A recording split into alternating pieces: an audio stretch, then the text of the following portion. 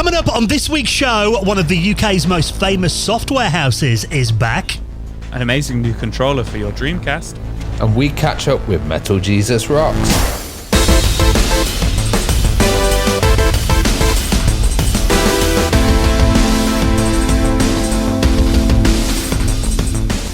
And the Retro Hour podcast is brought to you every Friday with our incredible friends at Bitmap Books. Now, if you love your adventure games, a book you absolutely have to check out, The Art of Point-and-Click Adventures, a gorgeous 528-page hardback coffee table book containing more than 50 exclusive interviews with some of the biggest developers in the industry and covering all the classic adventure titles. The King's Quest series are in there, Myst, Discworld, Blade Runner, of course Secret of Monkey Island, The Dig, Maniac Mansion, Simon the Sorcerer, and lots more as well. You can check that out and the rest of their retro gaming collection at bitmapbooks.com. And with our friends at PCBWay. Now, I'm sure you know about PCBWay. They offer fully featured custom PCB prototypes, low cost, fast turnaround quality boards, and if you're looking for services like 3D printing and injection molding, they've got you covered. And of course, you know that PCBWay are huge supporters of the retro community, so you can get an instant quote right now on their website at pcbway.com. Hello and welcome to the Retro Hour podcast, episode number 445.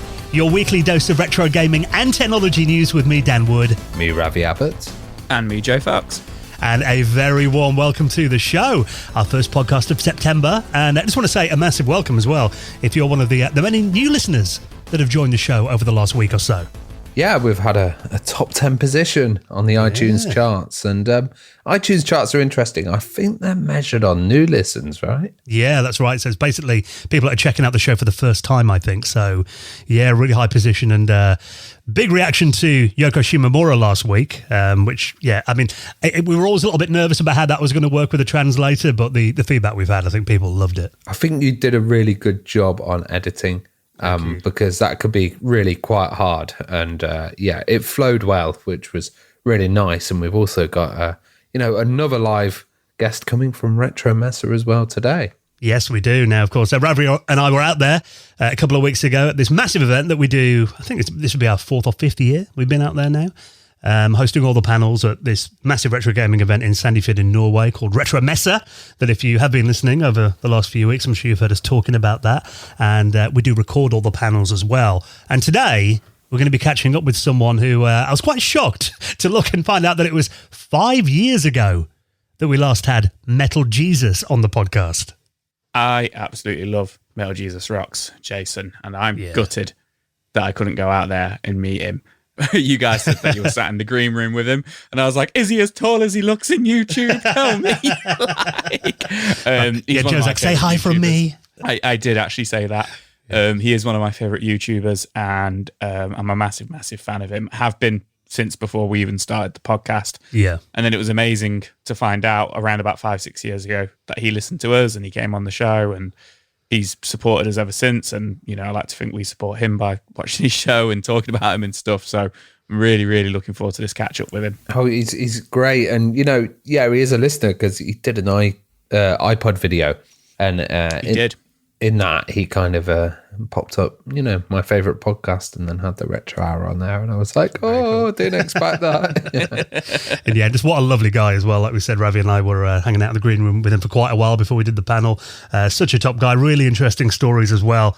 And this was really a bit of a catch-up because at the time we recorded this last month, he'd actually just done a Sierra reunion. Yes, because obviously we know Jason from his YouTube channel, but he had a whole previous career working at one of the biggest adventure game companies, Sierra, before that. Well, living in Seattle, Seattle's a bit of a tech hub, and there's some great companies there and great history, and that's also why he's had quite a few interesting things on his channel like that N64DD that he had, and having connections with the Sierra family as well, and that whole FMV era. I absolutely love from Sierra, can't stop talking about Police Quest SWAT, which was one of my favourite ones. I think I talked to him for about 20 minutes about SWAT. And of course, you've got absolute legends at Sierra and, having a big meetup with all of them and, kind of talk about their history and the context of it was really good. Yeah, because I think last time we had Jason on, we mainly focused on his YouTube channel. Yes. So this time it's a bit more about Sierra, isn't it? Then obviously there's a bit of YouTube as well. Yeah, and then obviously some audience questions at the end as well. So it was a really good panel. So if you want to check out the next live panel from Norway, we're going to keep bringing you them over the next few weeks. This week, though, Metal Jesus Rocks will be coming up on the show in around half an hour from now. And nearly at the end of the summer, obviously, have got another event that you're off to this weekend, actually, aren't you? A bit closer to home, Ravi? Yes, I'm off to the legendary gathering at the Leicester Retro Computer Museum on Saturday the 7th, which is basically tomorrow if you're listening on Friday.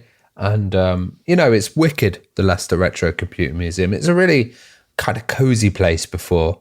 And now they've expanded and they've got a huge new space. It's kind of on the same site, but it's just fantastic. They've got like huge collections of stuff going in there. They've got like an arcade as well. Loads of food, so I recommend coming down. And then there's another event I'm going to be at as well, which is a Nottingham Gaming Market as well, which will be on the 13th of October. And of course, being in Nottingham, got to turn up to that. And hopefully I can drag you guys along as well.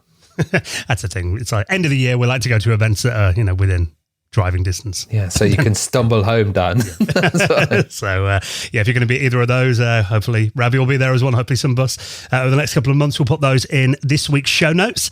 Now, we have got lots of news stories to talk about. If you're a new listener, that's the way the podcast works. Second half, we bring you a guest every week, and there is over 440 of them that you can go back and listen to. Been doing the show almost 9 years now, which is insane. So huge archive for you to catch up on there. And the first half of the podcast is when we basically bring you up to speed on what's been happening in the world of retro gaming and technology from over the last week. And I was particularly excited about this because it turns out one of the most legendary British software companies have made a return, and we did talk about this briefly last year. Looks like there have been some big progress made on remastering Croc because Argonaut Software are back for 2024. Were you guys fans of Croc back in 1997? You know what? It was that weird era when there was still kind of figuring out how to do 3D platformers. I mean, obviously, infamously, we had Bubsy 3D around the same time. But I think Croc was one of the games that did it right, wasn't it? I think my brother had it, but I didn't play a hell of a lot of it, but I have played it in, more recent years. And I think in terms of the most important thing with those games is the control mechanism, isn't it? And I think actually on Croc, they did a much better job than many of its contemporaries. I always had love for Croc, it was that kind of period where they had some great rare titles as well, and they were kind of trying to emulate that on the PlayStation as well and have that kind of fun feel, 3D environment and cute characters as well, and great platforming. Obviously Crash was king of that, but Croc wasn't far behind. And then, later on you had Spyro as well, but always had a bit of Croc in my heart, definitely. I bet you're a fan, Joe. It seems right up your street. You know what? Funny enough, I have a very similar experience to Croc to what you did, Dan. Right. My sister had Croc on PlayStation, and I only ever played it a couple of times. And I remember struggling with the camera on it and looking bad. It wasn't because it was bad camera. It was because I couldn't understand, controlling the camera myself, if I remember rightly. Right. And, I struggled with that kind of, concept of, playing a 3D game. It was, I want to say it was probably one of the first 3D platformers I played, because I'm pretty sure I played it before. I played it on N64 before I played Mario 64. And I remember really struggling with the camera. Gex was quite hard to kind of control, and I never felt Gex was kind of fully completed, as a game. Obviously it's quite early on, but Croc kind of felt a lot more polished to me. Yeah, I remember I revisited it, funny enough, on the Sega Saturn a few years ago, and enjoyed it a lot more. And interestingly, I actually work with a guy who is obsessed with Croc, and he's really excited for this, and he actually speed runs Croc, which I found really interesting. A mistake there, Joe.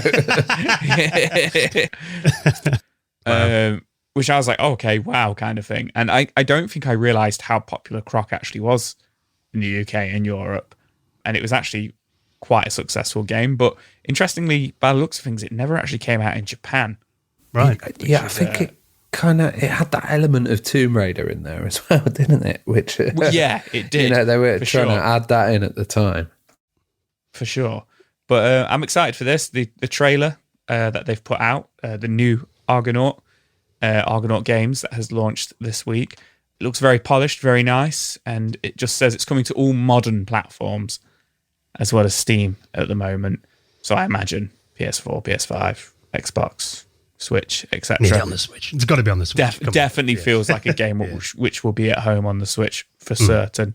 And and as well as that, Jez San, who is the founder and head of Argonaut, has said that there is much more to be announced over the next coming months, which will be interesting. But I'm trying to think what other big games Argonaut did.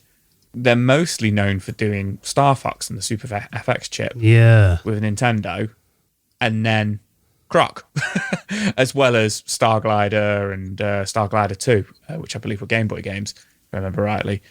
I always remember them for the Super FX chip. Yeah, they were like the designers of it pretty much, weren't they? Yeah. So I'm interested to see what else they've got to announce, unless they're working on completely new IPs. Like you say, one of the big British studios, so it's good to see them back, especially with studios always closing down at the moment in the UK. Yeah, and the original devs coming back as well. Because Jez San is an absolute legend, so having him on board, it kind of you get these HD remakes and stuff that are done sometimes by other companies, and people that don't understand the original, and often there's a lot of hype, and then they don't deliver. I'm hoping this one does, definitely. You know what? Because obviously we had the unreleased Star Fox 2 on the SNES Mini, didn't we, back in 2017? So I'm wondering, it would be nice if they also kind of did put out some retro titles for the old systems as well. That'd be amazing if Argonaut suddenly started releasing like SNES or Dreamcast games again. Yeah. That could be good. With Super FX chips in them. Yeah. I'm looking through their gameography on Wikipedia. They did a lot of licensed games by the looks of it as well. Ren and Stimpy. Fire Dogs again for the SNES. They also did Scooby-Doo's Mystery on the Super Nintendo back in 1995. A few Alien games as well. Alien Odyssey, Alien Resurrection. A few of the Harry Potter games as well. Yeah, Harry Potter 1 and 2 on the PlayStation 1. A lot more than I thought then. Yeah, and their last game was a Catwoman, the game on the GameCube. Oh, no wonder they shut down. 2004, so they called it a day after that. So, I mean, it's always nice to see these classic companies coming back and rejuvenating the old IP. So nice to have Croc back, and welcome back Argonaut. We'll keep an eye on their progress over the next few months. I'm going to check out that trailer. I'll put that in this week's show notes. Now, this next story did get me rather excited at first because I thought, wow, this looks amazing, until I spotted the price of this, which is a bit of a downside because this is going to cost you $190. This is probably the most advanced Dreamcast controller we've ever seen. This is the DreamCon S, which is a brand new Dreamcast controller that's in development at the moment. And it's being produced by Dream Mods, who are the company who have done the DreamCon Plus, the Dreamcast VM2, which we covered a few months ago as well. So they're familiar with the Dreamcast, to say the least. This, it looks like, to me, the design of it, before we get into what it actually does, it looks like the Dreamcast controller if it was made by, like, Apple. Yes. It's very sleek. Very sleek, very modern. A lot going on with it in terms of what it can do, etc. The main thing being it's a Bluetooth controller, wireless controller for the Dreamcast. So previously they'd done the DreamCon Plus, which was basically like a very traditional Dreamcast controller. That was also Bluetooth, and it ran off a rechargeable battery and everything. This looks like it's the S, so it's the kind of slicker version. It's got a lot less sharper edges. The two kind of points that you get on the bottom of the controller look a bit smoothed out. Yeah, a bit more rounded off. They've also played with the D-pad a bit. They've changed the wireless dongle. It's got little face plates that you can actually fit in and change. And of course, it's going to work with a VMU unit, which is really cool. And then compatible with PCs as well for emulation.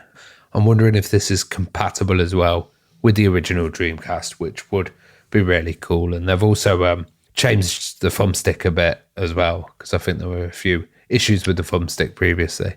I mean, I assumed it was compatible with the Dreamcast. Yeah, I think it is. Yeah, I guess that's the dongle. Yeah, that you can kind of plug in. That's but then the there'll dongle be that comes with it. some like, weird, very similar.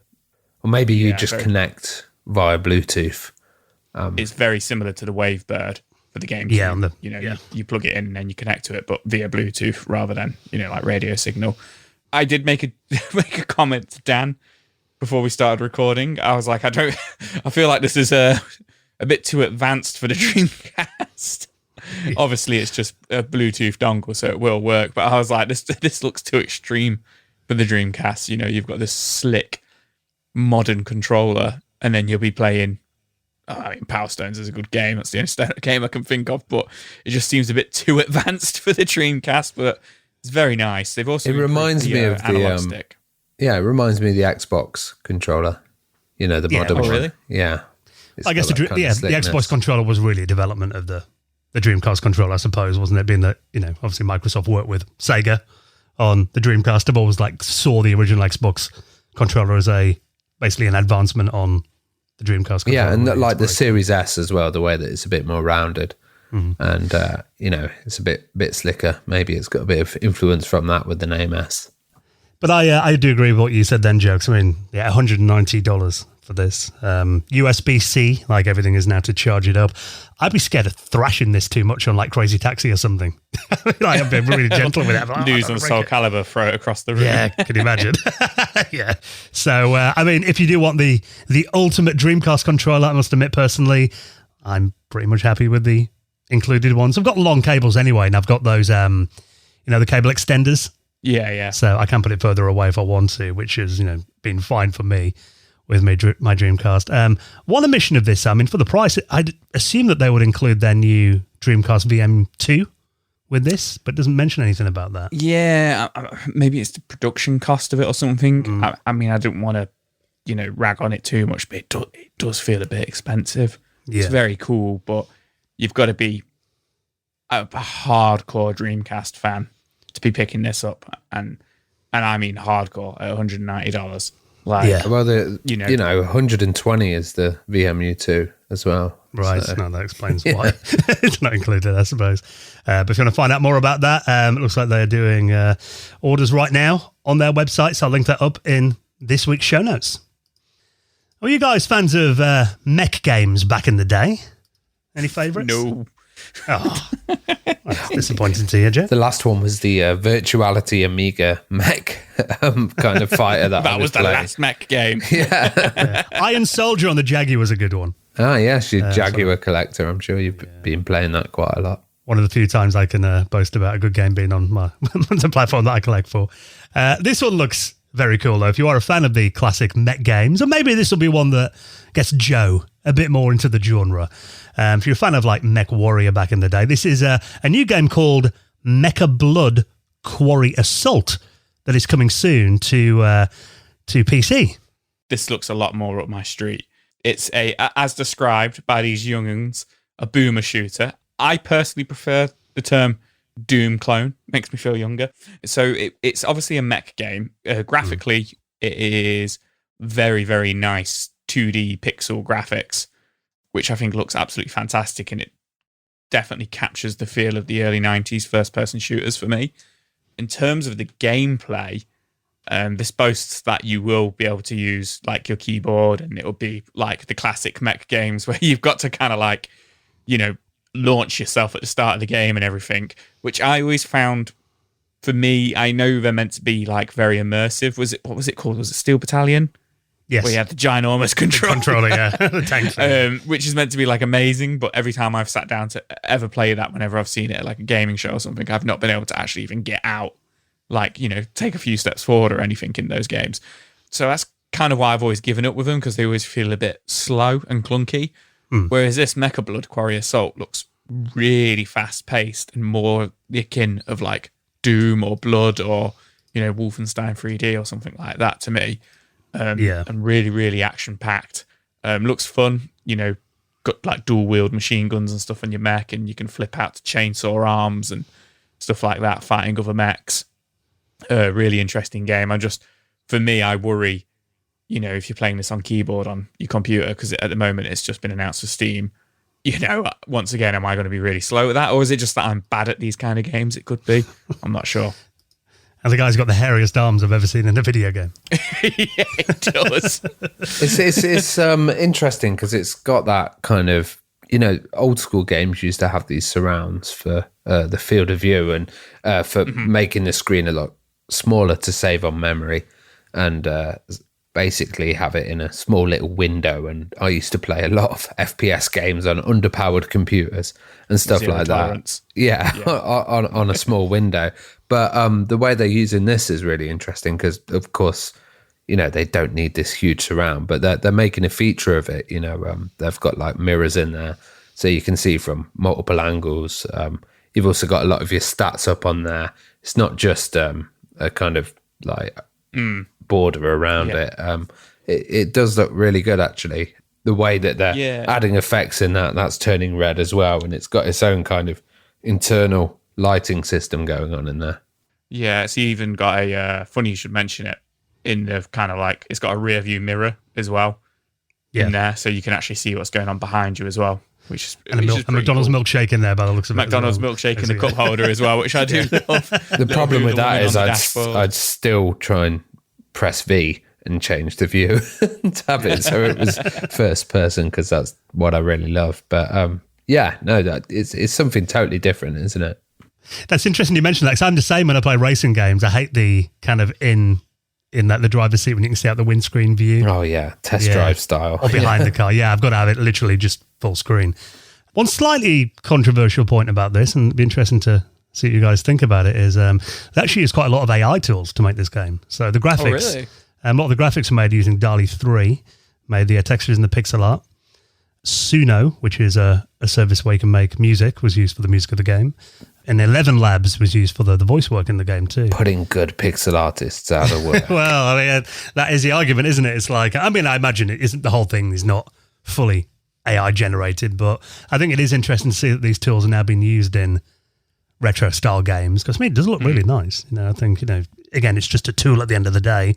But I know there will be some people who may have a bit of a bee in the bonnet over that point. Yeah, it's an interesting one, and we could go into a big debate about it, whether, that's helping someone on a small team create a game and, get it over the line, or whether it's kind of removing the human element from it and, taking someone's position when they could kind of join.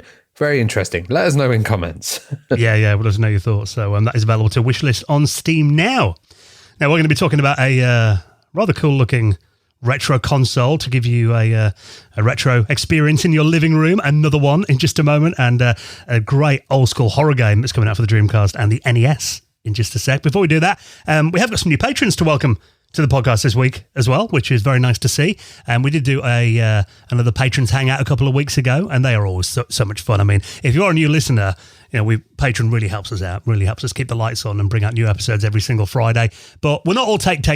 We do give quite a lot back to our patrons, don't we, Joe? I knew you were going to stitch me up there. Must be your turn, but it's been a few weeks. It's been a few weeks. We do like to try and give back. We have just put out our latest episode of the After Hours, the Retro Hour After Hours. The After Hours it's an extra podcast. We've done about 45 episodes of that now, which we try to do monthly. And what that is, it's an extra podcast where, believe it or not, people used to ask us a little bit more about us. So it kind of started out as like we interviewed each other rather than interviewing a guest, and it went out to the Patreons. And then we started asking the patrons, what should we do? What should we cover? And we ended up playing games on there and giving our opinions on it. Or we'd talk about our lives in a particular year and what games we were playing or what famous games came out in that year. We covered lots of years in the 90s and the early 2000s. But our most recent episode was we covered legendarily terrible games, if that makes sense. This was a painful one to record, wasn't it? Which was painful. Games that we had never played before, or games we hadn't played in a very, very long time and we revisited, which are meant to be terrible. So we won't fresh give all eyes, the games basically, away. wasn't it? Yeah. But, there was the likes of Rise of the Robots, Shaq obviously. Fu, etc. Super. I still stand by Aquaman being good. There's a spoiler. There's a spoiler. That's the thing about it. I mean, we didn't just slag the games off. Like you said, we tried to give them a fair crack of the whip, look at them with fresh eyes. And actually, there were quite a few positives that we talked about in these legendary, terrible games, weren't there? Yeah. And we ended up rating them and everything. So that was a real fun one. It was about 2 hours long in the end. But we just, on the after hours, we just kicked back and tried to be, as relaxed as possible. But we also do the Hangout every month, the last Sunday of the month as well, where all Patreons, all backers can come and hang out with us on a Google Meetup. And you get the episode ad-free every week. And sometimes, if we can get it out, you get it a little bit early as well. Yeah, extra news stories as well. So there's quite a lot there. Yeah. And, we're going to be adding some polls and stuff for interactivity, so you can kind of tune and choose the patron and the content that's kind of coming out. So, it's going to be really interesting. But we've got some new members as well, haven't we? We have, and we like to induct all new patrons into the most prestigious high score table in the world of retro gaming, and that is the Retro Hour Hall of Fame. Hall of Fame! So let's welcome in Carl Farrugia, Mark Johnson, and Mike Daly. Thank you so much for your support, guys. Really appreciate it. And if you'd like to join our wonderful patrons community, all the details to sign up right now are on our website at theretrohour.com. Right then, catching up with Metal Jesus live from Norway at Retro Meta a couple of weeks ago. He's coming up on the show in a couple of minutes' time. Before that, let's round off the news stories. And we were saying before we started recording, Joe, you're a bit like, there are so many of these systems that come out now. It feels like we can't cover them all. But I think this one does look quite interesting. This is yet another living room retro gaming console that's meant to give a more console-like experience to playing retro games via emulation, because we know if you do emulate systems on Windows, there can be quite a lot of configuration and messing around with settings, and often for people who just want to get in and play the games, that can be a bit of a turn-off. But this new system called the Emu Deck attempts to alleviate all of that stress. This is really interesting, actually, because I don't know if any of you have used a Steam Deck. I know we've got quite a few listeners and patrons that have Steam Decks themselves. They're really quite popular, playing your Steam titles on the move. I've heard different reports of it. There's always been problems with getting a kind of a PC at that kind of size. But this is something that's a bit different, which is a kind of console that you're going to have in your living room that you're going to be able to play Steam games and emulate titles on as well. And that's interesting because, obviously, you can play retro games on the Steam Deck anyway. Yeah. Which many people do. This looks a bit like, it looks a lot like a Dreamcast, doesn't it? The shell that they put this in. Yeah, it's in a kind of Dreamcast style, but actually underneath it is quite the powerhouse. Like, looking at the specs, it's got a 6-core Ryzen 5 8600G, which is quite a beastly processor in there. So, running GTA 5, you're going to have no problem on there. It's got 16 gig of RAM in there as well. Really decent Wi-Fi. Lots of USB options as well. To be honest, this is a gaming PC in a kind of Dreamcast case. Now, weirdly, they've chosen to do a Linux-based OS, which you're going to basically connect to. So one thing that I used to use was a thing called ROM Manager for Steam. So what this would do is you'd get your ROMs and you'd be able to import them, import the artwork, and they would just launch like a Steam game if you had an emulator connected up as well. So I assume within this build of Linux, it's going to have, a way of launching the ROMs, doing all of this, importing the artwork already built into that OS. So you'll be able to do that alongside having your titles that you already get. I don't think you'd have to purchase every single kind of new instance of the game. That was one of the questions that I had. I wondered whether you could only play games that you owned on Steam or whether you could basically put your own ROMs on there. Yeah, no, I think Steam's going to be used as the launcher.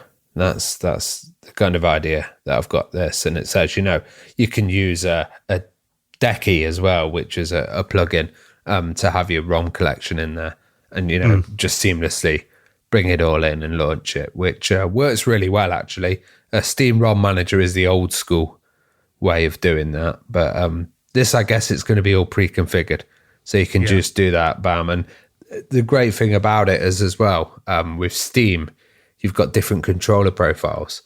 So depending on the controller that you're going to be using on there, you can select certain like setups and layouts and key maps, and within that game you can configure it straight away. So then you can, play the title how you originally intended, or on the kind of controller that you want. If you've got one of these, like one of those Dreamcast ones, or, a modern recreation of a controller. Yeah, because it has 4 USB ports on the front where, the Dreamcast would have had its controller ports. A couple of buttons on the top as well. I've been trying to figure out, because there is a big circle on the top of it where the Dreamcast would have had its optical drive. No mention of whether this comes with an optical drive. I don't think it does. It's an SSD. I don't think anyone's going to have anything with an optical drive nowadays, no. But if they're aiming this at retro games, it would be nice if you could put, say, like a Dreamcast disc in there, or a Sega Saturn one, it kind of ripped it or played it off that. That would be quite a nice touch, I think, if it did have an optical drive in. But it doesn't look like there's an option for that so far. Interestingly, there is a dock that is going to be accompanying this as well, which has got that advanced Radeon GPU in there. Okay, so that's going to be like the graphics add-on then. So I can imagine this is the base unit, and then you have the dock that you add on to get some extra power if you want to do your GTA 5s and all of this kind of stuff. Yeah, well, and that's the thing, they're talking. I mean, if you look at the Indiegogo, really the games that they're mainly focusing on are modern games, which makes me feel like this is a bit, at one moment they're talking about how this is like the ultimate retro console, and then you go in, they're talking about Cyberpunk 2077, GTA 5, Red Dead Redemption 2. And in 4K as well, with the dock. It feels a bit overpowered to play like, Missile Command on the Atari 2600. But you know what? This is ideal for someone like me. I've not had a gaming PC in a long time. I want to play all the modern PC titles. I own quite a lot of stuff on Steam, but I don't want this big chunky unit that's full of, RGBs and stuff like that. I'd like something, but also I'd like to be able to put all my ROMs on it and just play some of my older stuff, have it connected to the TV. This appeals to me. The more and more I look at it, I'm like, oh, actually, this looks good. And they've got it in a pre-built kit and a DIY kit as well, which is a little bit cheaper. Yeah, I mean, the DIY kit is £126. But yeah, the base unit, it's called the EMT2, without a controller, is £513. So not cheap. It's quite an expensive system if you want it with the controller. £640. It's interesting because, I've sat there and I spent forever setting up all of this stuff, and, automatic and zero config comes with a nice controller as well, which looks massively like the Stadia controller that came out as well. Really, really interesting concept. What do you think about it, Joe? I think it's very expensive for what it is, and I am a little bit worried it doesn't know what it wants to be because of its, in the advertising, as Dan's pointed out, retro game Steam library. Play your retro game Steam library: Sonic 3, Rocket Knight Adventure, Bubsy, James Bond, EMU deck, machine specs. It runs Hades at 200 frames per second. It runs Cyberpunk, GTA 5. So it is a little bit like, well, what's it trying to be? Like, I think it's cool, and I like the look of it. Like you guys say, it looks like a modern Dreamcast, and there's a huge disparity in price. Like a huge difference in the price of, I get it because you've got to build it yourself, but £126 for the DIY kit, which that's not including any of the hardware. So the DIY kit is like put whatever board you want in there and make. Oh, it's like a case then, basically. Yeah, basically. Right, and then the other one's got the that makes sense. Well, I'm glad you cleared that up, because I was a bit like, that's huge. That's a huge price difference. What you need to compare it to is buying a big high-end gaming PC rather than like buying a PS5 or so if you just want to run Mega Drive games, I mean, as many people have pointed out, you could just buy a Raspberry Pi. Hey, shove that under your telly. Go on AliExpress and get something for like a lot less than this. But yeah. Yeah, well, looks like there is quite demand for it at the moment. It hasn't reached its goal, but there is still 54 days left at the time of recording, so it's 33% of the way there. They want £53,000 for it. They're currently at 17,999. Only 34 backers have backed it at the moment, which is odd because the Steam Deck was huge, wasn't it? So yeah.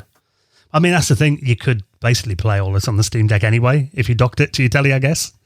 Which a lot of people have pointed out. Yeah, it just depends whether you want it in that kind of form factor, I guess. I think, if I was in the market for a nice little gaming PC that was compact, could sit in my living room, play most modern games and my retro stuff as well, then I can see that, maybe that would be something I'm interested in. But I think, for the price of like over £500, I'd probably just be tempted to get a Raspberry Pi and a PlayStation 5 instead, but that's just me.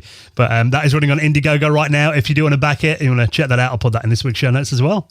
Right, then one more story to quickly talk about, and this is a game that definitely has feet in two very different camps. This is a horror game called Restless Anima that is coming to, interestingly, the NES, which it looks very at home on, and also the Sega Dreamcast.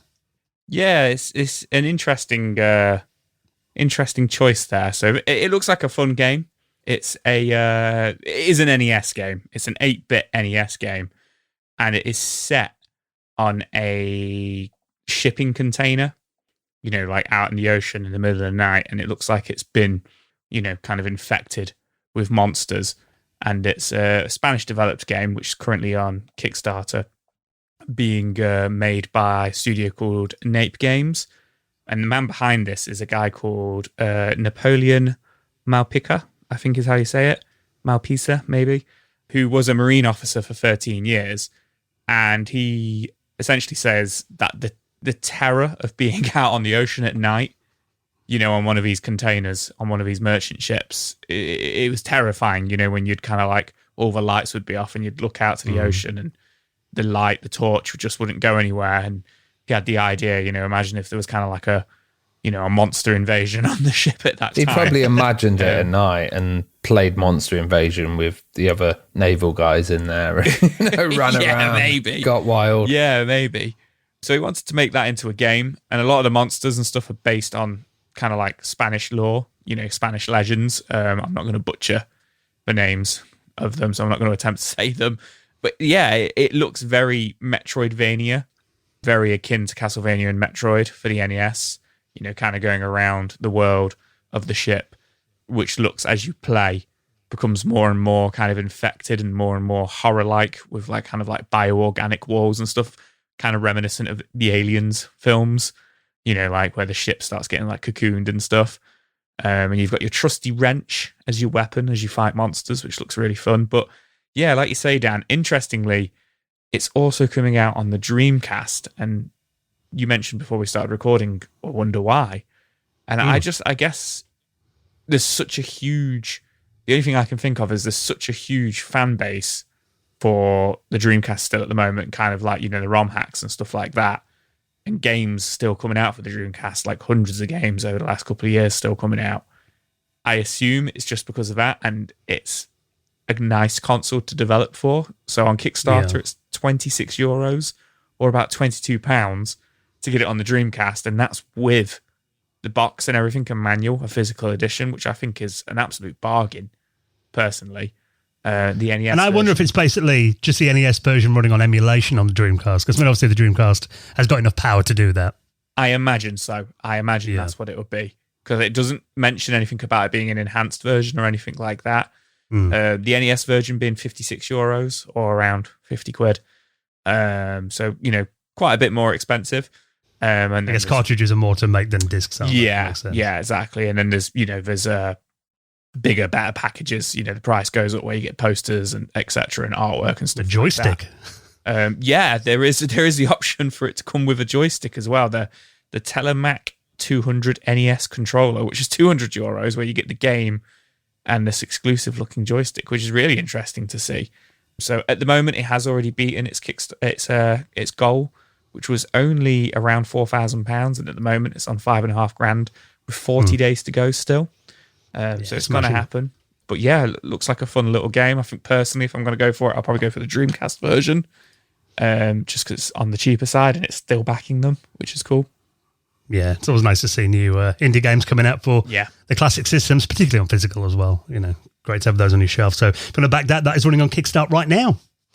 All right, this week's special guest, catching up with Jason, a.k.a. Metal Jesus Rocks, live from Retro Messe in Norway in just a moment. Before we do that, let's take a quick second to give a massive thank you to a regular sponsor of the Retro Hour podcast. That is our wonderful mates at ExpressVPN. Now, it has been, obviously, we mentioned this time of year, we've been traveling all over the place, haven't we? You know, going to... We had hotels in different parts of the world, hopping onto hotel Wi-Fi, coffee shop Wi-Fi, and if you've got your laptop on you or even your phone as well, and you don't know what kind of networks you're connecting to, it can also be a little bit risky. But if you have something like ExpressVPN installed on all your devices, because it does work with your phone, your laptop, even like your smart TVs and that kind of thing as well, really helps you get protected, doesn't it, Ravi? Yeah, like I go on, a lot of journeys around the world, and the problem is often your phone doesn't work there. You know, I want a hotspot somewhere, and then it's like, oh my God, it's going to cost me a lot in data. So, you get to a hotel and then you have to connect to the Wi-Fi, and it's like, I need to protect myself. And ExpressVPN is an absolutely great way of doing it, and it's very fast as well. Totally lag-free, which I really enjoy. And, you're able to watch content on there as well from total different regions. So you can just select the country, change straight away. I have it on a lot of devices. I don't even think about it. I just have it there, starting up straight away, VPN. And it's fantastic for me. And even stop stuff like, your ISP logging your traffic as well. Yeah, and if you're shopping online, you're not going to get those adverts for the backpack that you've just bought 50 times, Because some people think if you open incognito mode on your browser, you're protected, then it's private. It's not. And actually, Google recently settled a $5 billion lawsuit after being accused of secretly tracking users in incognito mode. And Google's defense was incognito does not mean invisible. Yes, they want your data, don't they? Yeah, of course they do. That's how these companies survive. So all your activity is still available to third parties using stuff like incognito mode, but not if you use ExpressVPN. Now, ExpressVPN basically protects you from all of that by rerouting 100% of your internet traffic through their secure encrypted servers. So that means third parties can't see your browsing history. Hides your IP address, dead easy to use as well. It's literally just one button, isn't it? Click it, and then you're up and running as well. Like we said, works on all your devices. You'll forget about it. It's that good. Yeah, and you can stay private on the go. Rated #1 by the likes of CNET, The Verge. I was reading the latest PC Pro magazine as well. That actually had a full feature on VPNs. ExpressVPN was there. Recommended one as well. And the one that we recommend, we've used it for many years. So if you want to protect your online privacy today, why don't you try it out by using our exclusive link? And of course, for doing this, you'll be helping out the podcast. Really helps us if you support our sponsors. And also we'll give you a little bit back as well. You get 3 months of ExpressVPN for free on top of a 12-month plan. So head to this link, expressvpn.com/retro, expressvpn.com/retro, and protect your online privacy today. Thanks to our sponsor, ExpressVPN. So thank you for checking out the news this week. If you want to find out more about any of the stories we covered, of course, I put those in the show notes every week. You don't have to Google around, have a look in the show notes on your podcast app, or you can head to our website and click straight through to all the stories from theretrohour.com. Same place if you want to get hold of one of the Retro Hour books, by the way. We do still have some stock available, but they are going quick. So we've had a few people say, have you got any books left? There are some right now. If you want to order them, you can do that through our website at theretrohour.com, and Ravi will get those sent out to you next week. So you're loving doing that, aren't you? Yeah. I'm passing them just up. Got an order as we spoke, and I've got a little printer and everything. So, yeah. All set up. So put Ravi to work. Make him send you a book out this week. theretrohour.com.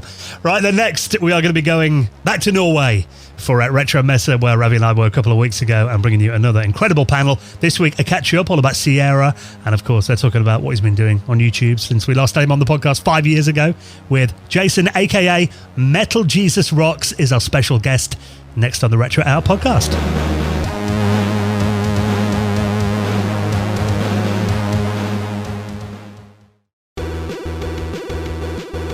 Please give a very warm welcome to Jason Lindsay, a.k.a. Metal Jesus Rocks.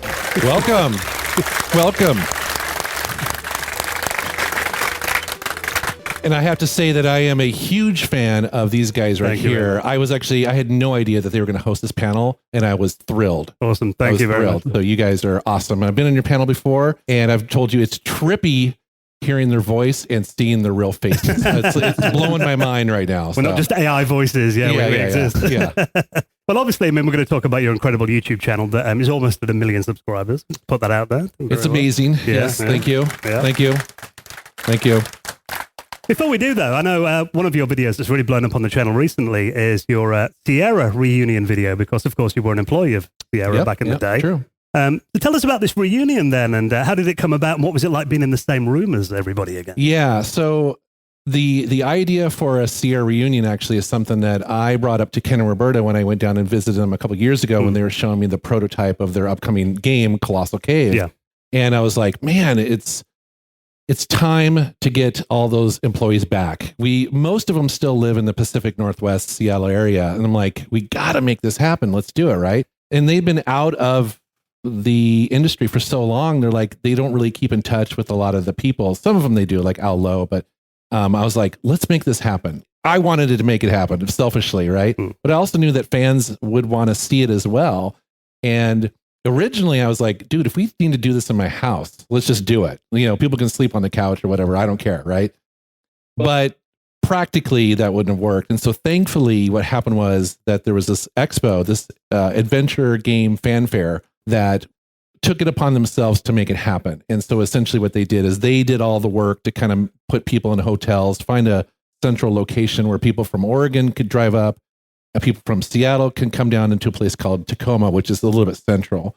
And they made it happen. And then they basically reached out to me and I was like, dude, I want to be there. Please, you know, I'll drive down as well. And they asked me to host it. And it just was amazing. It was definitely cool. It was cool being in the room with these people, you know, that hadn't been in the same room for decades. Yeah. So it was a very special thing. So just the kind of energy there must have been great.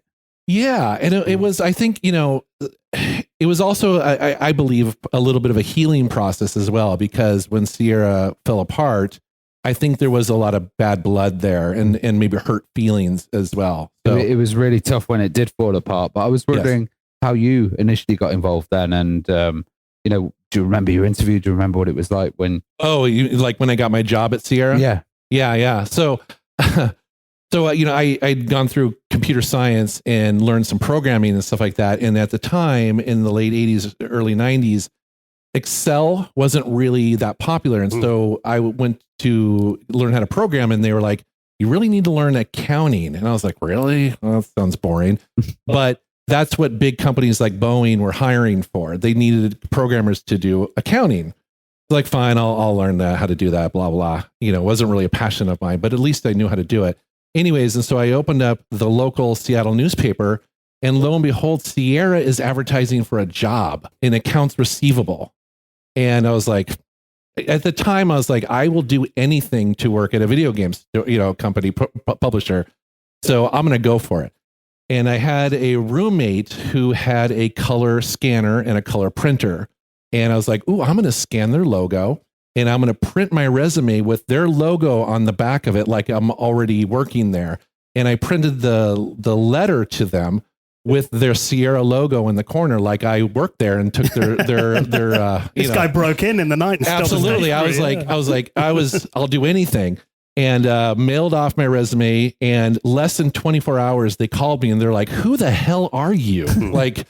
What? You know, because at the time color scanners and printers were pretty uncommon. They were very expensive, right? And so I was, you know, and anyways, so I was like, I'll do whatever you need me to do. I'll sweep the floors if you give me a job. Yeah.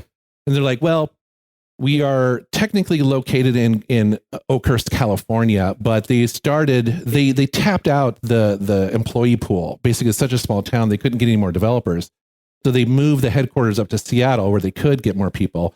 And they're like, we've really only got a couple accounting jobs up here right now. Take that, and then we'll see where we can move you to. So I was like, sure, I'll do it. You know, so I worked in accounts receivable for like a year or something like that while they built out the rest of the HQ. So that's how I got the job, and it worked out pretty well.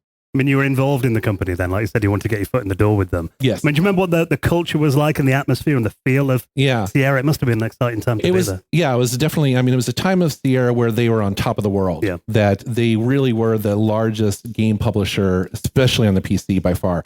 Like I remember we would look at publishers like EA, which was mostly focused like on the Mega Drive and, in consoles, maybe the 3DO or whatever. But, we were way bigger than they were. And Activision was actually probably our biggest competitor, and LucasArts and stuff like that. And so it was really just a kind of Wild West. I mean, it was just, anything goes, and it was really fun to work there. What titles were they producing at the time? And were there like some wild parties and stuff? Okay. Yeah. So that's two questions. Yeah. At the time, Sierra was putting on a lot of games. I believe when I was hired there, it was probably King's Quest 5 or 6. Yeah. Gabriel Knight, the first one, had just come out. Trying to remember some of the other games. I mean, there was a time period that Sierra was putting out like 100 games a year, and that during that time, because we had Dynamics going full time. It was Sierra publishing games. We had Cocktail Vision, which was doing the Goblins games and that sort of stuff. And also we published a bunch of like cooking games and landscaping software. Ken would put out anything at the point. And he was right. He was trying to be something like Microsoft, where, they started working with like Valve and putting out the very first version of Half-Life. And screensavers, I remember. And, we bought Berkeley Systems, and we put out we had You Don't Know Jack, and then they also had an Austin Powers trivia game, and it was everything. So, and then as far as wild parties go, yes, there were some. I lived very close to Sierra, and so I had a house with a kind of dance floor in it with a DJ set up. And essentially every Friday, I would send out an email saying, if anyone wants to show up at my house and party, we can do that. And so basically, 5:30, my house had a bunch of cars in it, and people just would come over and hang out and drink way too much. I've shared some of the videos online. I have many, many more videos to show. I remember this one time where I worked with this guy. I won't say his last name. His name is Steve. And I remember he showed up at my house at like 5:15, and by 5:30 he was drunk, passed out in my yard. Oh wow. Yeah, because he was drinking Everclear or something. I was like, it was brutal, but people are walking over him to get inside. Yeah, so a lot of parties where people kind of just hanging out and letting off steam, on a Friday afternoon. So it was fun. And you've got a lot of incriminating video that you can. Yes, I do actually. Yeah, I've shared some of it, but yeah, the stuff that's okay for YouTube. Yeah, for save the rest for a rainy day. Yeah. Well, I mean, you move from account to what I think is possibly one of the hardest roles in any video games company or any software company at all, customer support. So that must have been tough. Did you ever get any weird calls and that kind all of the thing? time? Yeah. So it was a really interesting time in the video game industry, especially computer industry, because you had MS-DOS, and then it was transitioning over to Windows 95 and Windows 98. It was a nightmare to not only make games for that, but also support it, and even as the customers. And so we'd get a lot of people who'd be like, I just spent $3,000 on a compact Presario or a Gateway 2000 to try to get NASCAR to run. And, it's not working. Some of the tough calls would be like, oh, you bought a compact Presario that's got a pretty crap sound card chip in it, our game won't run. And you're like, what are you going to do? I mean, it was a lot of like helping people make boot disks to get to work, to get enough conventional memory or you take out the mouse driver because in NASCAR you didn't need it, but it would give you a little bit more RAM to get the game to actually run. It was incredible. So to give you an example, my job at Sierra was to know every single sound card that was on the market, the firmware and Windows driver versions, and I had all that knowledge in my head. And so when someone would call, I would know the model number of their computer and the exact configuration of their sound card, and then we would go from there to try to get it to work, or that sort of stuff. You kind of become computer support, because if you've got a console, it's a built-in system. Everyone has exactly the same. Yes, you'd have tons of crazy setups and installing drivers and stuff. I can imagine it was a lot bigger job than someone maybe even working at Nintendo. Even if like IRQ and DMA conflict and all that stuff. And trying to explain to somebody what an IRQ setting is and why they should even care was, it was a pain in the butt for sure. And that's the thing is that, again, it was transitioning from Windows or from MS-DOS to Windows, but yet really Windows at the time was a shell of DOS, right? Mm-hmm. And so in many ways, Windows was really just more stuff on top of DOS and using more of your PC's resources. Mm-hmm. And so a lot of times we would go, just run our game in DOS and let me help you get to that working. So yeah, it was very challenging at the time for sure. Did you have to learn the games inside out as well? Did people call up and be like, I'm stuck on this part? Even obviously, that's not customer support. But so, because we had a baseball game and a football game, American style football game. And someone would call up and be like in season 13 and they'd run into a bug. And I'm like, I don't know. I don't want to play all these seasons to figure out how to reproduce this bug, But as far as like adventure games and stuff, absolutely that, as tech support and also Q&A, you would play through these games multiple times. My wife, they assigned to her one of the Leave Suit Larry games, and she basically played that game to death. And, she'd complain that it was so annoying because some of the mini games were so tough. Like Leave Suit Larry 7, I believe, has a poker. You have to, Larry has to win against poker. Yeah. She ended up hating that girl, in that game. So, yeah, it was pretty interesting. But when did that move on to games testing then? Yeah, so games testing happened naturally. So, basically, at Sierra at the time, they would tap into anybody and everybody who was available. So, for instance, for me, I focused mostly on some of the dynamic simulation games. So, I mentioned the football and baseball. Yeah. But also they made some mech games called Earth Siege and stuff like that. And sometimes in tech support, we had the most powerful machines in the company just because we needed them. And I remember that the developer came to me and he's like, hey, I want to get, please test this build of Earth Siege. And it requires 16 megabytes of RAM and I was like, nobody has that. Nobody has 16. They can't afford that. 8 needs to be, and so that was the minimum spec as well. Yeah, they didn't realize that nobody's going to buy this game, and if that's pretty. So, anyways, that's kind of where they would give me that, and I would give them some feedback, or maybe give some some bugs and stuff like that. So, in tech support, we did a lot of Q&A because of that reason. So, they'd use this for everything, pretty much. So that's how I ended up in a video game as well. They emailed us, and they're like, hey, does anybody play guitar and has long hair? We're going to do this game that has a band in it. And do you want to be, and yeah, I'll do that. That Shivers too. That Shivers too. Yeah. Well, I mean, you mentioned before about them being a major player, which definitely weren't. And that kind of competition that we always knew they had with LucasArts, the two big adventure game companies. What was it like from the Sierra side, like internally then? Did you see them as like the main rivals? And what did you think of their games? Yeah. A little bit. I mean, definitely we were competitive and we were aware of the market for sure. Yeah. And so like me personally, I loved LucasArts games. Full Throttle at the time I thought was just brilliant. Yeah. I believe they released The Dig as well. I really enjoyed that game.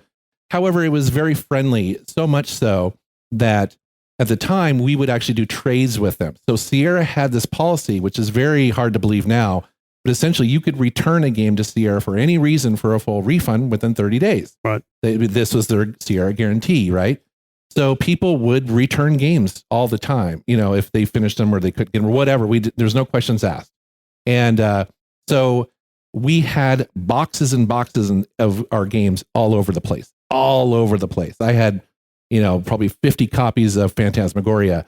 We would then reach out to other game companies and be like, hey, you want a copy of this game? I want a copy of that. So like, for instance, once I reached out to EA and I was like, you guys put out a bunch of Commodore 64 games. Are there any sitting around? I'll send you a box of Sierra games. And they did.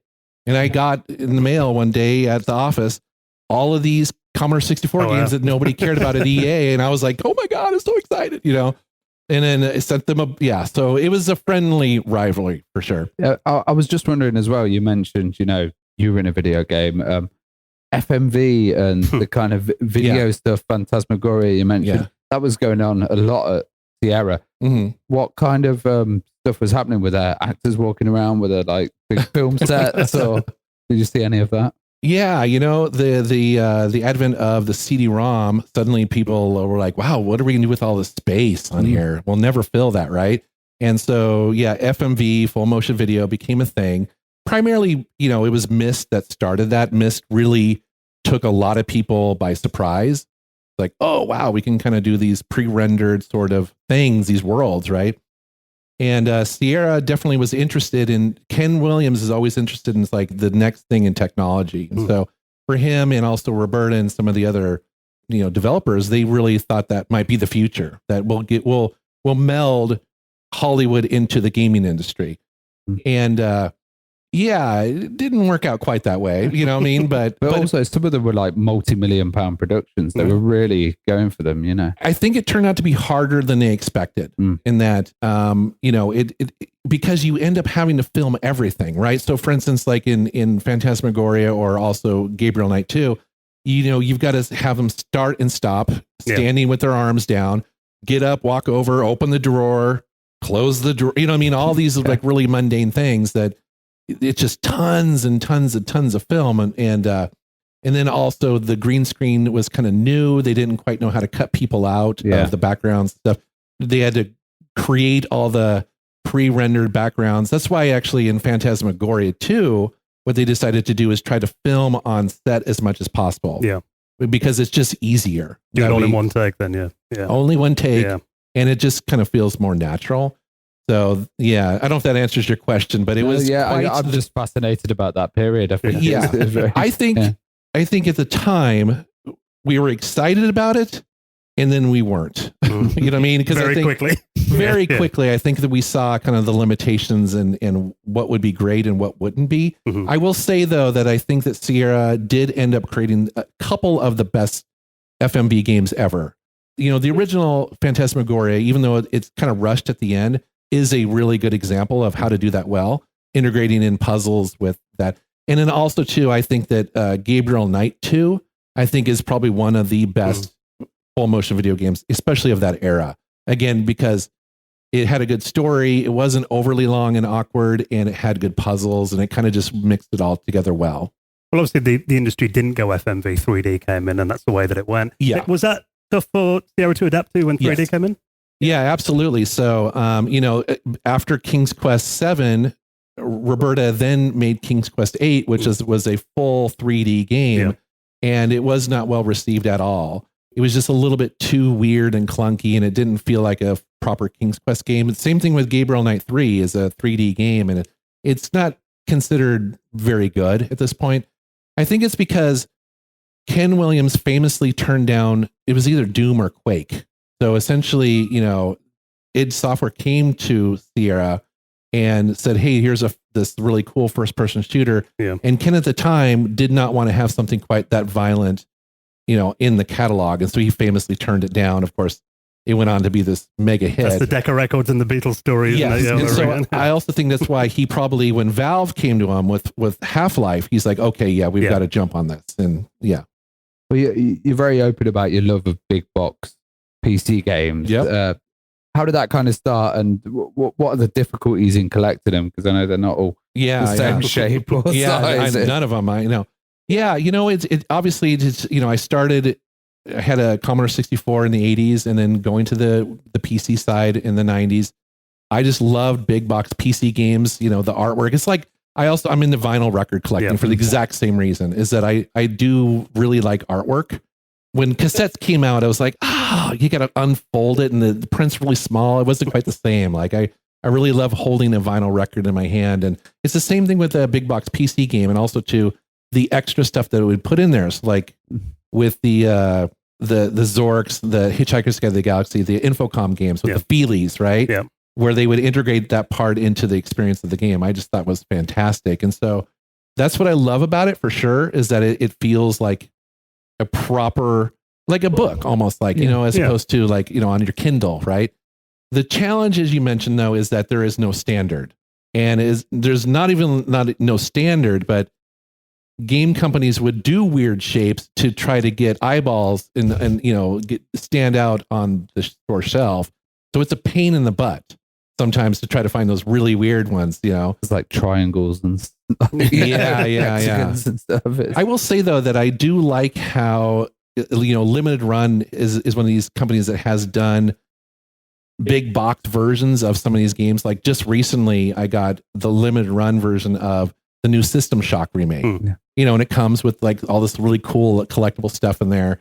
They've done that a couple times. They did it for Doom Sigil and stuff like that. So love opening the box as well, and that tangible feel, like you said, but also the smells that you get as well. The freshly printed manual, and sometimes a floppy disk, you can smell those. Absolutely. Yeah, it's like something special about that. Yeah.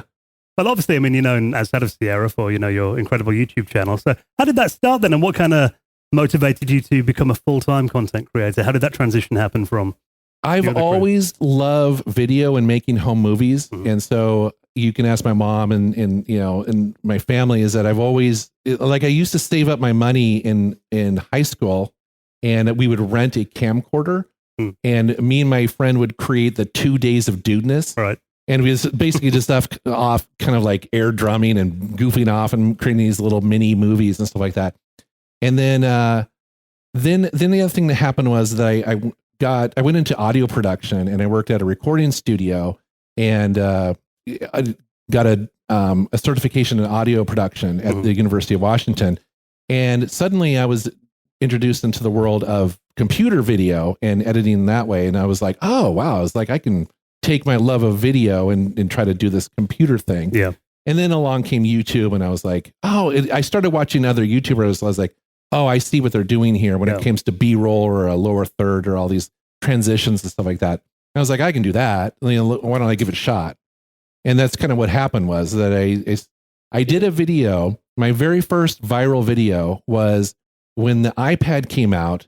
I was like, I'm going to do this stupid video where I'm going to compare it to the Commodore 64. Yes, I remember that video. And what I'm going to do it straight. Like I'm going to compare, the boot up times between the iPad and the Commodore, which the Commodore destroyed it, right? Because you flip it on, it turns, no wait time at all. Yeah. No wait time at all, right? But also like the thickness, like I compared the thickness of the iPad to the box of the Commodore, and that video went viral. I was like, oh, that's kind of cool. Like, so that kind of kickstarted a little bit. I was like, adding a bit of fun in there as well. Yeah. I think you're really big on game preservation as well. And why is this a really important cause to you? And what do you see the future of game preservation as? Yeah. I mean, we're all here because we're fans of game preservation because it's important. And I feel, again, just like music and movies and TV shows and all kinds of media should be preserved. However, video games is the most challenging to preserve because my vinyl record that I buy today will play on an old turntable and vice versa. And an album, sold in the 60s will play on a modern turntable. Books you can pick up from 100 years ago and read, right? Films, generally, if they're kept, you can play them on a projector today. Video games are tougher because not only is the games locked in time, but the console is locked in time. Even on PC, right? Is that, often it's locked to a 3D effects voodoo card. And so it is very much a challenge to make sure that we preserve the games and the formats for the future, I believe, and so that's why I care about that stuff. So in my game collection, I try to keep all these big box PC games and console games. That's why I have a Windows XP machine and a Windows 98 machine sitting there, period correct, all the right hardware for that exact reason. I think there's a bit of like the games industry sometimes being a bit too forward looking. We're always thinking about the next thing and not the preservation aspect. Yeah, I mean, absolutely. The video game industry, many things, but they're very hit driven, right? So really like today, EA, all the, Nintendo, they're really looking towards the fall. What are we going to sell this fall, next year, blah, blah, blah. And we've learned that they don't really back up stuff. They don't really preserve themselves. You know what I mean? That, for instance, like in my game collection, I have a prototype Nintendo 64 DD disc drive. Yes. That was because they pretty much threw it away. That a Nintendo employee that they were, clearing out a bunch of stuff, it was just sitting in their break room. And instead of going to the dumpster, he was like, okay, I'll take, what I mean? So he preserved it, thankfully. But like Sierra is a great example. When Sierra got sold and then collapsed, actually, I read this the other day that an Activision employee saw them taking all the Sierra stuff to the dumpster. Wow. They didn't care because they didn't think anybody else cared either. And they didn't understand that people would want to try to preserve the stuff 20, 30 years later. And even with like obscure platforms like early mobile games and the early Java stuff as well, that's really hard. Some of it just disappears, and and that's important. If you ask most developers, they want their games to be preserved, right? They work hard on them. Even some of the kind of like cheesy games, they still care. A great example is that a friend of mine in Seattle, he now works for Amazon the games division, but he used to do a bunch of PSP and DS games. Yeah. And I think he worked on one of the Pirates of the Caribbean games that came out on PSP. Anyways, he comes over to my house and I have it.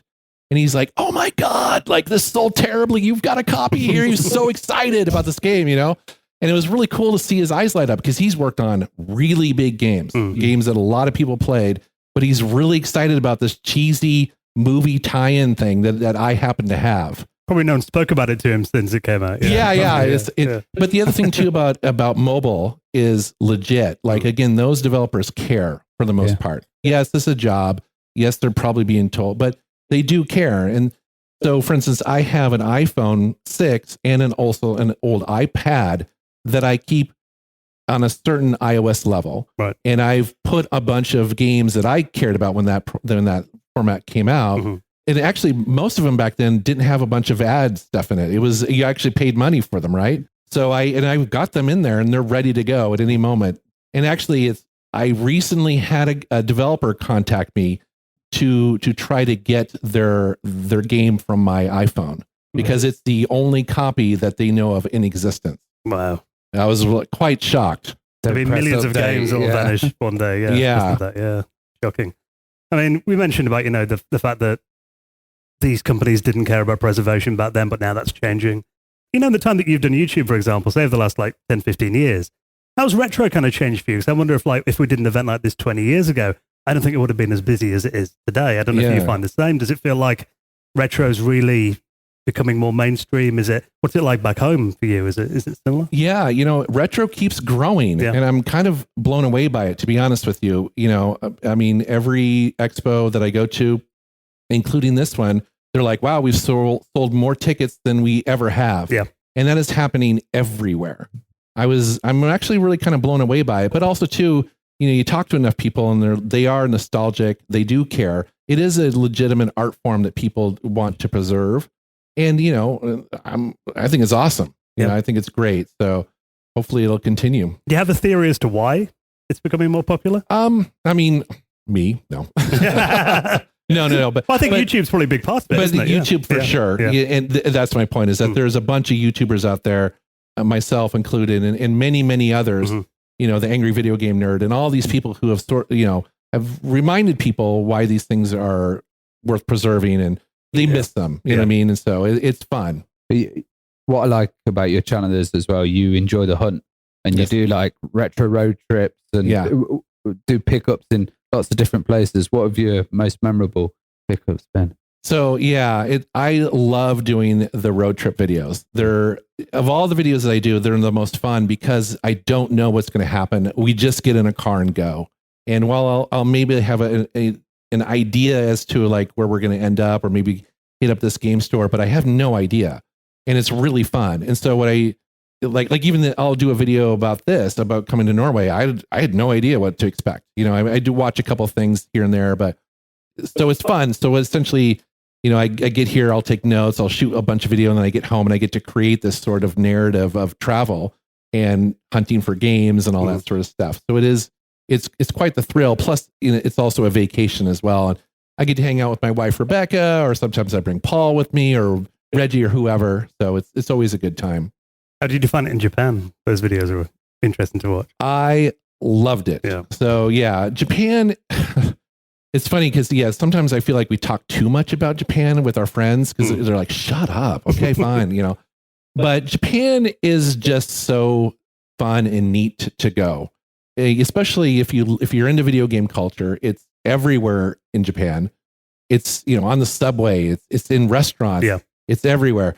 Plus, they're so nice, and it's just so different. Like it's definitely a country where you go and you're just like, I don't know, like for give you an example, like they just have things like you're not supposed to eat and walk at the same time. Yeah. Like in Tokyo, 14 million people, it's rude to have your food and walk around. Oh, wow. There are no trash cans anywhere. You're supposed to take your trash with you everywhere, keep in your backpack or whatever.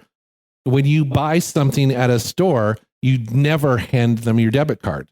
You put it in a tray, and then they will take the tray and pick your debit card out of the tray.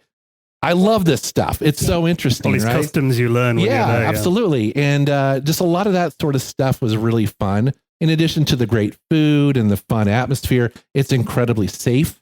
In there, again, if you're in Tokyo, you can be it can be 3 a.m. down a side street and you feel absolutely safe. It's really fun in that regard. In addition to all the games, and you'll go into retro gaming stores. And on top of that, for us, the exchange rate is very favorable. Even though it's expensive to get there, once we're there, it's fairly cheap for us to get a hotel or eat food and stuff like that. And arcades are still quite big out there, aren't they? Yeah, absolutely. Although I would say, though, that arcades are popular in the U.S. as well. Yeah. And so it's not hard to find an arcade in the U.S. And it used to be about 10 years ago, but now we have them as well. Pinball, I found, was everywhere. Pinball is very popular, especially in the Pacific Northwest where I live. Portland especially has a massive pinball fan, community. So you also do your game room tours videos as well. That fans always love those. And how's your collection evolved over the years? Because obviously you are still a collector. Do you think you'll ever get to a stage where you think, right, I've got too much now, or do you churn your collection a bit? How does that kind of work? So that's a great question for my wife. So I saw the eyes roll. less, yeah. I see a lot of game rooms, and so I can see where that can go and sort of what you can do and not do. What I will say is that I definitely don't want to have everything. I'm not that kind of collector. I don't go for complete collections at all. The only really one I'm trying to do is the PSP. But as far as I don't want everything. And as a matter of fact, I give away some stuff, like a lot of stuff that's sent to me for review, I give away. And so I don't keep it for that exact reason. I'm more than happy to kind of share the love a little bit. Yeah. But, my collecting has slowed down a little bit because I don't look for, NES games anymore or Super Nintendo games, because I feel like they're so expensive and, everyone else is looking for that. I'm looking for the stuff that most people don't care about. So for me, I will look at PlayStation 4 games, the stuff that people are ignoring right now, because I think it's a good deal. I think it's the thing that people will care about in 5 or 10 years. Someone today came up to me, he's like, do you have a copy of Silent Hill, the original on PlayStation 1? I was like, yes, but I bought it when people didn't care, thankfully. You know what I mean? So that's kind of what I try to do, is just be a little bit ahead of the curve. That brings me on to another point as well, because recently the Xbox 360 digital store closed down. We needed a video about games to buy now before it closes. I mean, do you think the 360 and the PS3, for example, which, they're knocking on for 20 years old now. Yeah. And when people call them retro, a lot of people raise an eyebrow, but is it a good time to start collecting for those systems still, or are they starting to get expensive? Or how do you feel about that? I have a hard time telling people what to collect for, because I do feel like you should collect what you're passionate about, right? So, some people try to speculate the market or try to decide, I'm going to buy a bunch of 360 games because I think they're going to be expensive. I don't think that way. Yeah. I mean, for me, I really don't. When we do our videos, Reggie and I and Kelsey, we don't even look up the price. We don't care, because that's not our focus. And that's why many times in my videos, I'll say, by the way, if this game is expensive, get it digitally. If you really want to play it, get it digitally first and see if it's something you like. That's what was really fun about the Xbox Marketplace, is because those were digital only games. And so they for the most part, they won't go up in price. I mean, they're digital, they're gone forever, or maybe they'll be on like a homebrew channel or something like that. So that was really fun to do. But we definitely do that in a lot of our buying guides. We're like, listen, these Sega Genesis games are expensive.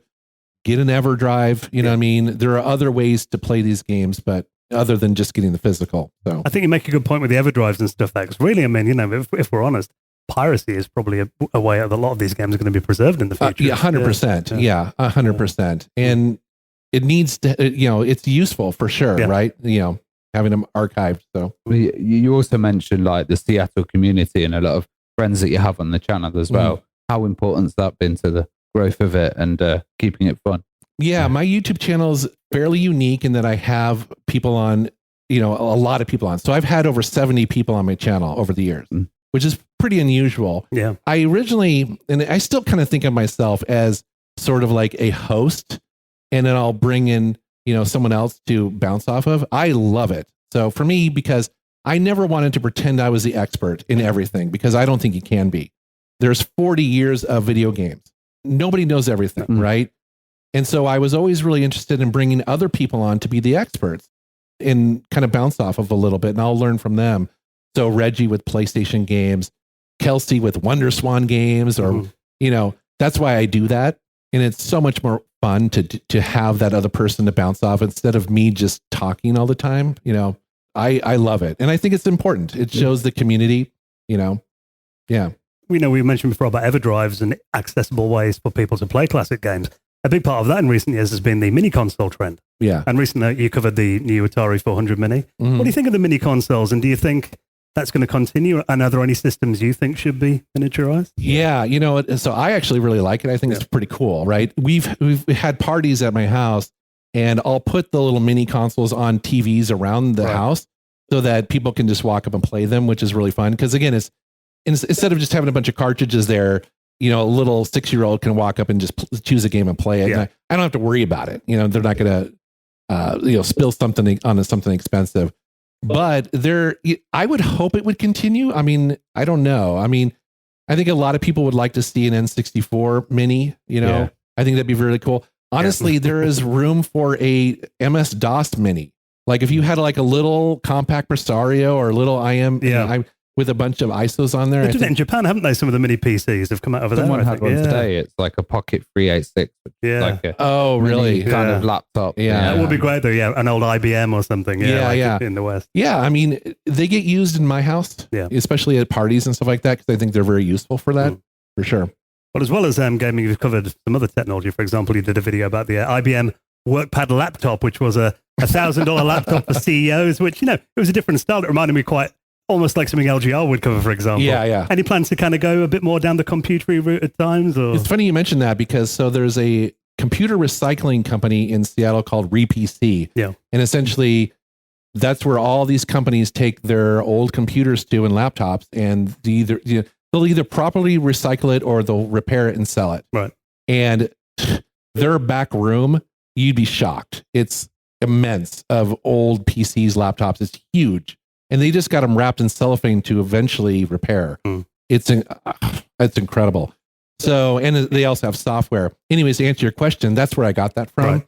I borrowed it from them. And then I also have another Sony laptop that's another $2,000, $3,000 laptop that I probably will review. Right. And to your point, I love Lazy Game Reviews and his style and his thing, doing the PC stuff. So I'd absolutely love to do that. Yeah, you cover like popular systems, but a few more obscure ones as well. Is there like a system that you think probably deserves a bit more coverage that isn't covered as much on other channels? I loved your iPod things as well. I thought that was interesting to see those as the... It's funny you mentioned the iPod video, because so what happened was that I thought Apple might cancel the iPod. This is back in November of 2021 or something like that. I was like, I might just buy one, just because I thought it'd be kind of cool. And I'll just unbox it and I'll just put it on my YouTube channel. Released it on a Tuesday. I didn't think anything of it. It's right now my number one video. Wow. Mm-hmm. Yeah. Of all the things we've talked about, that iPod video is actually what gets me the most subscribers, the most views today. I'm going to start an iPod channel now and here. Yeah. So I was really shocked because, again, I didn't really, I cared.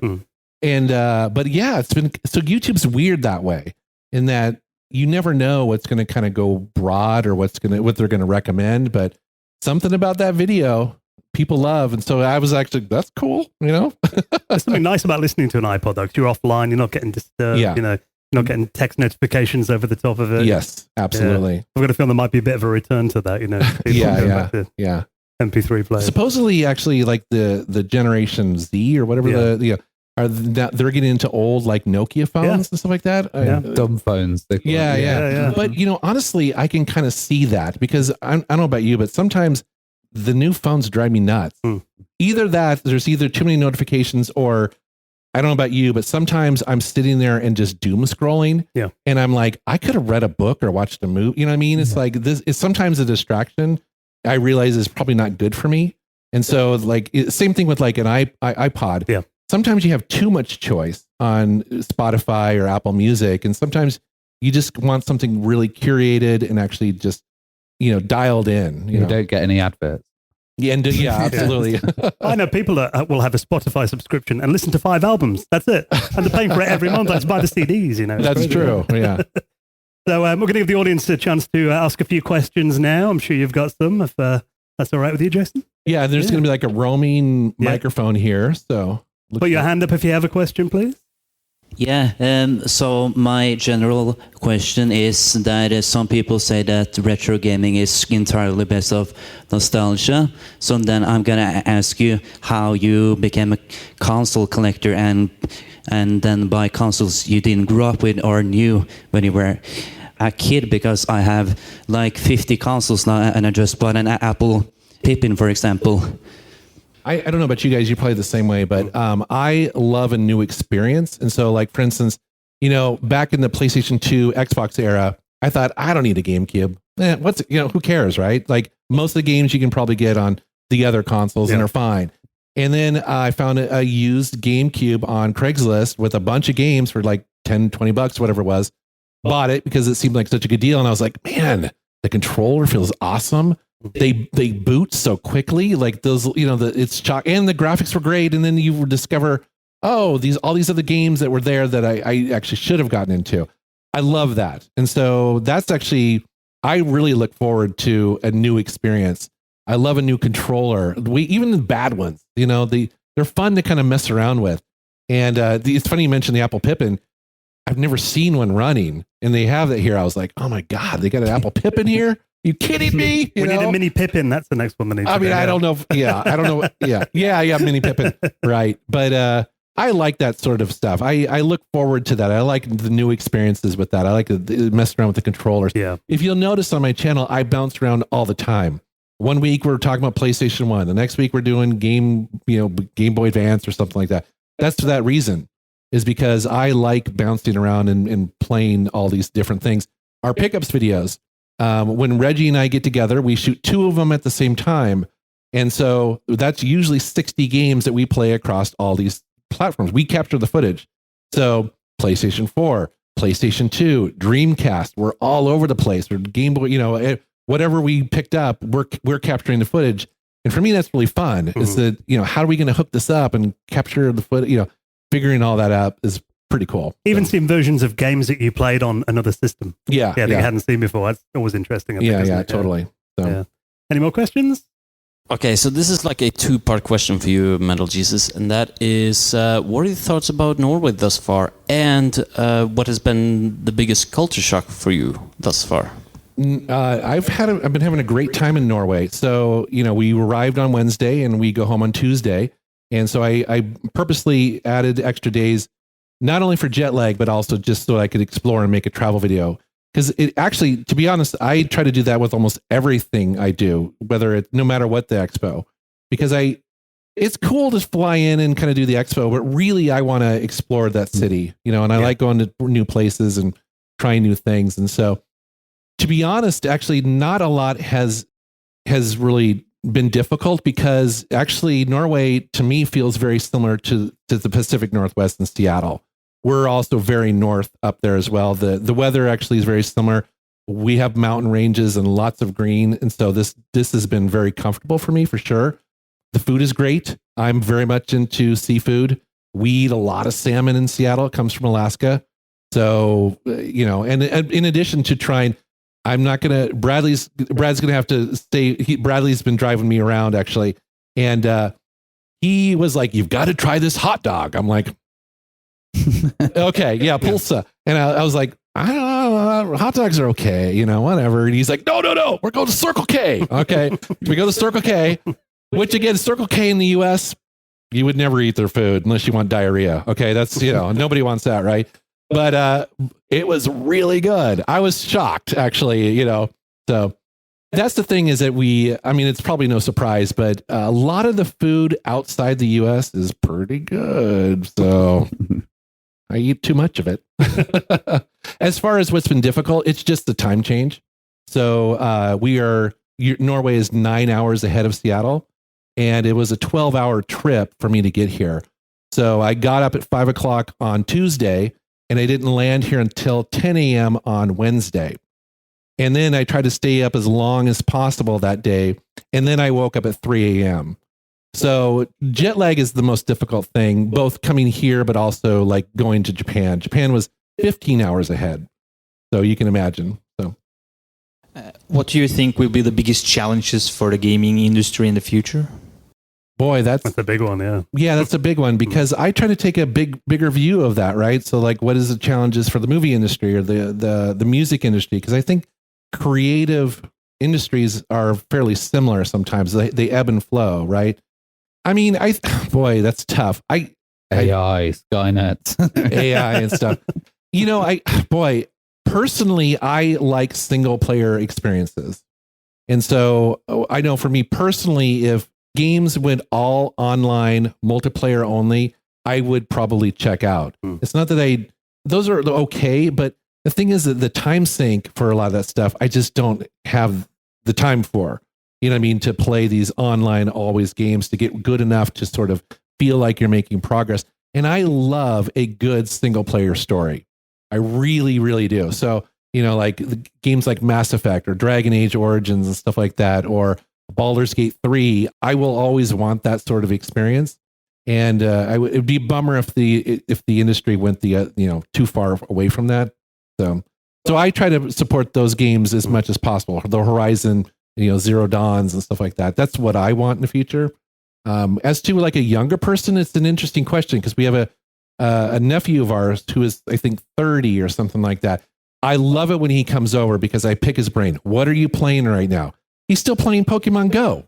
I'm like shocked. Oh, wow. Yeah. We're at a restaurant. He's playing Pokemon Go. But I love knowing that. I'm like, that's really interesting that you do that. Or he does play online games, but he'll switch around to other ones every once in a while. Yeah. But it's interesting though, because he's starting to become nostalgic for the PlayStation 1, which was his first console. I'm like, yeah. It always comes around, doesn't it? It does. And so he comes over and he's like, can we play the PlayStation 1? I'm like, oh, yeah. You'd have to ask me twice. Yeah, it's pretty funny. Any more questions? We had one down the front here, I believe. Yes. Hi. About game preservation, I was wondering about game rot, about the discs being maybe you have some thought on that? Well, yeah, that's a big concern, right? Is that we want to preserve games forever, but we also know that discs now rot and they're not, it's funny you mention that because like, for instance, when CDs first came out as music, the music industry sold them as they're going to last forever. They're invincible. This is the last thing you'll have to buy. And then all of a sudden they get barely a scratch and then they don't play, right? So, and then disc rot is obviously a real thing as well. Even more so, we've learned now recently that Switch games may not last forever, that those are actually, they have the technology that's storing the game on the Switch game card or whatever they call it has a lifespan. And so suddenly it's like, oh, we didn't know that when you're buying all these Switch games. So back to your point, on, digital piracy is a solution there, but also to like these other online digital stores as well, because at the end of the day, for me personally, like the big box PC games, while I love the floppy disk format and stuff like that, but if one disc goes bad, I don't really care because I can get it from GOG.com or Steam, right? But I still have the big box version. I still have the manual. I still have all the feelies. And so I suspect that will continue in the future. So that's why I think services like archive.org are so important because, for the companies that don't care or, because, a lot of companies get bought out by several different companies and lose track of who owns what. Yeah. So I think having things like that is really important. Me personally, I would love for games to be preserved forever, but just because I do feel like there's value, like I don't have a problem with paying for old games because just like, for instance, music. So, you can make the argument, it's like, why should I buy Metallica's Black Album? It was released 30 years ago. Don't they, but it still sounds great today, and we still buy it. Yeah. You know, it's still, I mean, they sell millions of copies. So as long as something has value, if that game has value, then why not kick them a couple bucks to it, you know, and incentivize the publisher to keep that going. Definitely. Any more questions? What do you think of physical copies going forward? Do you think it's going to be part of the ebb and flow and people want them to come back, or do you think they're going to disappear forever? Physical? No, like non-collectors, but normal editions. Yeah, you know, boy, that's tough. I mean, they're gone from PC, right? So, you know, Valve and the Steam store kind of killed that. The difference, I will say, though, so I remember when Steam launched and people were very concerned, myself included, like, well, I don't want this digital version. And Steam built in the ability to back up your games. And so you can do that. Most people probably don't realize you can do that, but you can. And also, too, Steam is really good about updating the games going forward. So not all of them, but a lot of them actually will run on Windows 8, Windows 10, Windows 11. They're pretty good about that. So that helps take away that pain a little bit, because we want to be able to, if we're going to spend money, I think we should be able to play it going forward. Boy, that said, I'm not entirely sure. I mean, it'll be interesting to see what happens with the Switch 2, right? What does Nintendo do with that? Do they I think they'll have to do a physical cartridge. Are they going to support the Switch 1 cartridges? They should. There's billions of them. You know what I mean? I don't know. I mean, do you guys have thoughts? Yeah, I don't know if you're the same as me, but when I first got my Switch, I started buying loads of physical games, and probably in the last 5 or 6 years, not so many, I've started buying them more digitally now, because if I take my Switch away with me, it's something else to take in the suitcase. Yeah. There's a fear of losing them when you're away. It's true. The convenience factor as well. Yeah. So I don't know. I mean, again, this is all about preservation and archiving. And so for me personally, like when I buy a Steam game or you know, a digital Switch game, I don't really consider that I own it. It doesn't feel like I own it necessarily. But when I buy a physical game, obviously I do. And so I like that feeling. I still buy vinyl. Like I buy vinyl for brand new albums. Like, you know, when an album comes out, I want the vinyl version, even though I really get it for free on my iPhone, because I want to own it. You know what I mean? Sometimes I'll buy the GOG game because it works on the modern systems. Yeah. And I'll have the original there. And yeah, I do the same thing. Patches, you know. Yeah. Next question, please. Hi. What is your best tips for content creators wanting to do retro gaming or gaming on YouTube? Boy, this could be an entire hour in itself, because YouTube is just such a big thing. And essentially what, you know, I always say this is kind of similar to like music, because I'm really big into music. And what would you tell somebody who wanted to start a rock band today? You know what I mean? What would you do? Right? Well, what you do is you learn how to play an instrument, you learn how to write songs, and then you would play really crappy clubs while you hone your skill, writing songs, performing for people, you know, building up a following, building up a community. It's exactly the same thing on YouTube.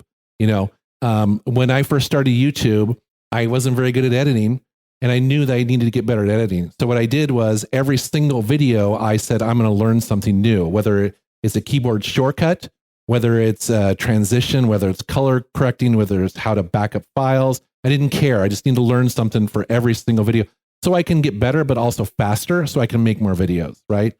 So I always say it's kind of similar to like a band. It'd be really hard to start a band and, you know, and get a following. Same thing with YouTube. And the other thing too about YouTube is you just kind of need to last longer than everybody else, right? So many people will start a YouTube channel and find out it's hard. You know, it's hard. Editing's not, some people don't like to edit. Some people don't want to. I remember a YouTuber, a smaller YouTube channel came up to me and they're like, yeah, I like making videos, but I don't like social media. I was like, well, you're not going to get very far, because you have to have social media. Otherwise, you're just relying on YouTube. Same thing with a band. Can you imagine a band starting and not having a social media presence? I don't think they get very far, right? So it's a lot of that sort of stuff, is just kind of be passionate about what you're making, try to learn your craft, build a community. All that sort of stuff is really important, you know, in being successful, I think, you know. It's keeping up with the trends as well. Like, you know, short form videos become a big thing, hasn't it, the last few years? I mean, the truth is YouTube doesn't tell you how it works. So you always hear about this YouTube algorithm, they don't say how that works. The reason why they don't do that is because scammers would manipulate it. So it's a big mystery. You know, I have a YouTube manager that I talk to every couple months that works at YouTube. They don't know how it works. They basically can't tell you how. They don't know. I heard they change it multiple times a day as well. And it changes all the time. So it's always, don't chase that. You know what I mean? Don't try to figure it out necessarily. Just try to make your videos that you want to watch, that you think maybe other people might want to watch. That's kind of what I do. That's why I kind of bounce around so much. That's why the Sierra reunion video was kind of selfish for me. You know, I figure if I like it, hopefully other people will like it too. Yeah, great advice. I think we have time for one more question. Do you like ROM hacking? ROM hacking? Yeah. I made some Super Mario World ROM hacks, and I wonder what do you like about playing new games of old games? So to answer your question about ROM hacking, I don't get into it so much myself. Reggie does definitely when he'll get like an English translation ROM hack of like an old PS1 import game or whatever. John Riggs definitely does. He ROM hacks a lot of stuff. So I know about it through them a little bit. Not so much myself necessarily. The other part of the question was about like new old games. Like you make new games of old games. So I like that. So for instance, a great example we just mentioned earlier is System Shock. They just remade System Shock, right? That needed to happen because if you go back and play the original System Shock, it's pretty rough. It's weird because the way it controls is very bizarre, right? But yet there's a kernel of a great game there that needs to be updated with a little bit of newer quality of life stuff. So I'm actually a big fan of it. I like it when it's done really well. You know, Night Dive Studios does a great job of kind of taking some of those older games, you know, even Quake and some of those things that they've updated, or like they're recently announced that they're going to do a newer version of Doom and Doom 2, right, on Super Nintendo. Yeah. Higher frame rates and all that sort of stuff and extra levels. That's pretty cool. And it doesn't really take away from the original either. You can always go back and experience that, you know, kind of like Star Wars, right? People always complain about how George Lucas messed up Star Wars.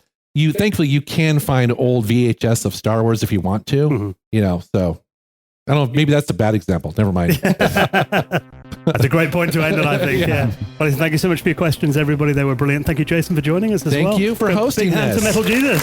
Thank you for coming.